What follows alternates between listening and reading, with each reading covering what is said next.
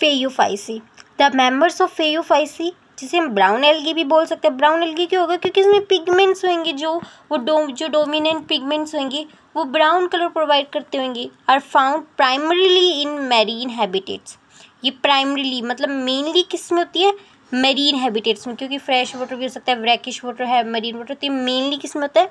Marine waters में पाई जाती है। दे show great variations in size and forms. ये काफ़ी साइज और फॉर्म मतलब शेप वगैरह में बहुत ज़्यादा वेरिएशंस होते हैं इनके। दे रेंज फ्रॉम, क्योंकि सिंपली ब्रांच, जो सिंपल ब्रांच से लेकर ये फिलामेंटस फॉर्म्स हो सकते हैं जैसे कि एक्टोकार्पस, और प्रोफ्यूजली ब्रांच, इसमें कैल्प्स भी होते हैं जो बहुत ज़्यादा प्रोफ्यूजली ब्रांच मतलब बहुत घनी बहुत ब्रांचेस होती है इसमें। 100 मीटर्स की हाइट तक हो सकती है, which may reach a height of 100 metres even. They possess chlorophyll A C. इनमें कौन से पिगमेंट्स होते थे? ऊपर वाले में क्या था? ए बी, और इसमें क्या? A C, carotenoids and xanthophylls. They vary in colour. ये ओलिव ग्रीन से वेरियस शेड्स, ब्राउन की भी वेरियस शेड्स होती है, उसमें इनका कलर हो सकता है। किसकी वजह से इनके कलर आ रहा है? कि अब मान लो ज़ेंथोफिल, अब कैसे होगा कि ये नहीं कि हर एक सारी अलग अलग अलग हुई, कोई डार्क ब्राउन, कोई लाइट ब्राउन, तो ये किस पे डिपेंड करता है कि उनमें ज़ेंथोफिल, फ्यूकोजेंथिन, ये जो पिगमेंट्स है इनमें इनकी अमाउंट कितनी है, कितनी क्वांटिटी है, क्वांटिटी के बेसिस पे इनके कलर डिसाइड होंगे। Present in them food is store as complex carbohydrates. पहले में किस में स्टोर हो रही थी? स्टार्च और प्रोटीन्स ऑयल ड्रॉपलेट्स की फॉर्म में हो रही थी कुछ में। इसमें किस में थे? कॉम्प्लेक्स कार्बोहाइड्रेट्स, मतलब बहुत बड़े बड़े कार्बोहाइड्रेट्स, विच वे भी इन द फॉर्म ऑफ लैमिनोरियन और मैनिटोल। BYQ आया हुआ है इसमें, तो लैमिनेरियन और मैनिटोल इनकी फॉर्म में कार्बोहाइड्रेट स्टोर होते हैं। The vegetative cells have a cellulosic wall usually covered outside by gelatinous coating of algin. तो इसमें वेजिटेटिव सेल्स है, उनकी वेजिटेटिव सेल्स है, ऑब्वियसली उनकी सेल्यूलोजिक वॉल है, सेल्यूलोज से बनी हुई है वॉल, जो किससे कवर्ड है? जिलेटिनियस। जिलेटिनियस मतलब कुछ नहीं होता, बस पॉलीसेक्राइड्स होते हैं, इसका मतलब कुछ नहीं होता इतना। एल्जिन से कवर्ड है। उसमें क्या था? आउटर प्रोटीन थी और इनर सेल्यूलोज थी। इसमें क्या है?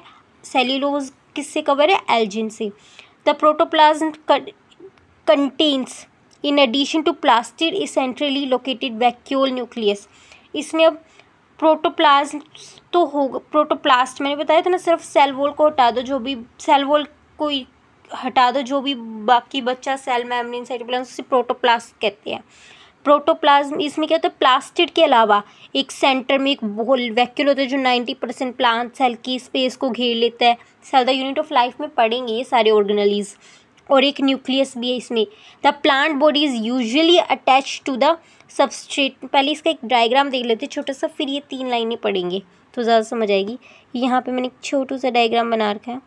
तो यहाँ पे पहले एक रोक मतलब यहाँ पे सबस्ट्रेटम, जिससे ये अटैच होएगा, वो किससे द्वारा अटैच होता है? अपने सबस्ट्रेटम से, अपने रोक से, किसी स्टोन से होल्ड फास्ट। रूट्स नहीं है यहाँ पे, रूट्स की जगह, क्योंकि थैलोइड बॉडी होती है ना एल्गी की, डिफाइन नहीं होती, रूट्स हम नहीं कह सकते, तो रूट्स की तरह होता है कुछ होल्ड फास्ट, जिससे ये अटैच होते हैं अपने सबस्ट्रेटम से। फिर एक स्टाइप है, स्टोक है, उस पर एक लीफ लाइक सा, एक लीफ की तरह, लीफ नहीं क्योंकि इनकी बॉडी अनडिफ्रेंशिएटेड होती है, रूट्स टाइम लीफ नहीं होती इसमें, फ्रोंड है। तो अब ये लाइन्स पढ़ते हैं। The plant body is usually attach to the substratum यानी अब फ्रोक से, स्टोन से, जिससे होता है by holdfast and has a stalk the type and a leaf like not leaf. यहाँ पे अगर स्टेटमेंट घुसा देना कि लीफी फोटोसिंथेटिक ऑर्गन, तो वहीं पे गलत। लीफ लाइक वेरी इंपॉर्टेंट, ये लाइक वर्ड बहुत इंपॉर्टेंट है यहाँ पे। फोटोसिंथेटिक ऑर्गन है क्योंकि इसमें पिगमेंट है फ्रंट में, उसी से फोटोसिंथेसिस, जैसे लीफ में क्लोरोफिल होता है, वैसे यहाँ पे वो जो भी इसके पिगमेंट्स है वो किसमें? फ्रंट में।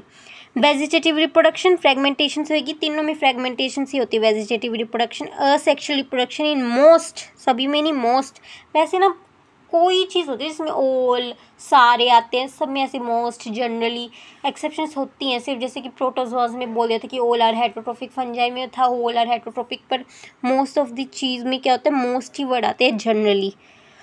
ब्राउन एल्गीज लाइव फ्लैजिलेट जू स्पोर्स। अब उसमें क्या था कि उसमें होते हैं, वैसे इसमें दिया नहीं है, लेकिन क्लोरोफाइसी में ना 8 इक्वल फ्लैजिलाज होते हैं जू स्पोर्स पे, टिप पे। एपिकल एंड पे। पर इसमें क्या होता है, बाइफ्लैजिलेट जूस पोर्स होते हैं जो पियर शेप्ड होते हैं। यहाँ पे मैंने दिया है पियर शेप का, देखो इनके जूस पोर्स दिखने में ऐसे पियर शेप होते हैं। दो लेटरली इनके जूस पोर्स प्रेजेंट होते हैं, जो फ्लैजिला प्रेजेंट होते हैं, जो अनइक्वल होते हैं। दो फ्लैजिला होते हैं, बाइफ्लैजिलेटेड होते हैं, अनइक्वल होते हैं, एक छोटा एक बड़ा, और पियर शेप्ड होते हैं इनके juice pores. So in most brown algae is biflagellate juice pores that are pear shaped and have two unequal laterally attached flagella। दो unequal, एक छोटा एक बड़ा, laterally attached है, मतलब साइड्स में अटैच्ड है फ्लैजिला। सेक्शुअल रिप्रोडक्शन इसमें भी आइसोगैमस हो सकते हैं, अनाइसोगैमस सकते हैं, oogamous। अब जो यूनियन ऑफ गैमेट्स होगी, मतलब फ्यूज़न होगा ना गैमेट्स का सेक्शुअल रिप्रोडक्शन में, अगर वो पानी में भी ले सकते हैं तो उसे एक्सटर्नल मीन्स, मतलब अगर बाहर से लें तो पानी में भी इनका फ्यूज़न हो सकता है। और अगर अंदर हो तो वो किस में होएगा, oogamous स्पीशीज, मतलब जो oogamous और बाकी स्पीशीज़ होगी जैसे एनाइसोगैमस और आइसोगैमस, उसमें तो एक्सटर्नली वाटर में इनका गैमेट्स का फ्यूज़न हो जाएगा। लेकिन अगर oogamous स्पीशीज यानी जिसमें oogamous रिप्रोडक्शन पाया जाए, तो उसमें किस में फर्टिलाइजेशन टेक प्लेस करेगा, oogonia में, एक स्ट्रक्चर oogonia में।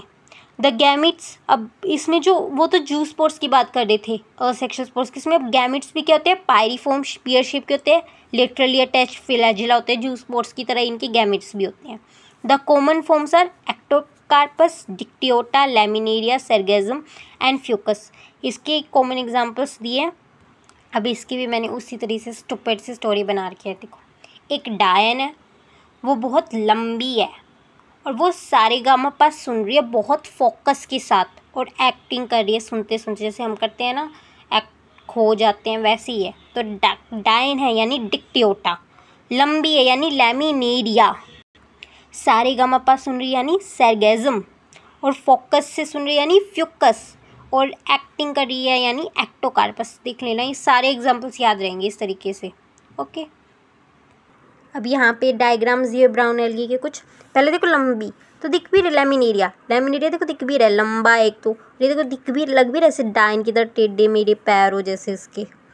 फिर सेकंड एग्जांपल है फ्यूकस। अब देखो इसमें कुछ ही ब्रांचेस दिख रही हो ना, जैसे फ्यू ब्रांचेस दिख रहे हैं, तो फ्यूकस फोक की तरह, वैसे देखो कांटे की तरह भी ना, जो फोक यानी चम्मच होती है कांटे वाली, उसकी तरह भी लग रहा है ये। इस तरीके से ऐसे डायग्राम से हम ध्यान रख सकते हैं, हम ऐसे स्टूपिड सी ट्रिक्स लगाएं तो, क्योंकि कई बार डायग्राम में भी कंफ्यूज हो जाते हैं। और यहाँ पे देखो काफ़ी सारी ब्रांचेज है, तो खुद डायन ही आगे, डायन के बहुत ऐसे बिखरे बिखरे बाल दिख रहे हैं, डिक्टियोटा, तो ऐसे फ्यू ब्रांचेस सी है तो फ्यूकस, और ऐसे बिखरे बिखरे बाल है तो डिक्टियोटा। अब यहाँ पे देखो एक नोट किया, तो एक होल्ड फास्ट है, देन स्टाइप है, देन फ्रॉन्ड है, ठीक है। और वैसे इसे लैम्प से भी आ सकते हैं कि लैम्प की तरह ना, तो लैमिनेरिया। तो ऐसे काफ़ी सारी ट्रिक्स है जिससे ये ध्यान रह जाएंगे, डायग्राम्स गलती नहीं होगी हमारी बिल्कुल भी।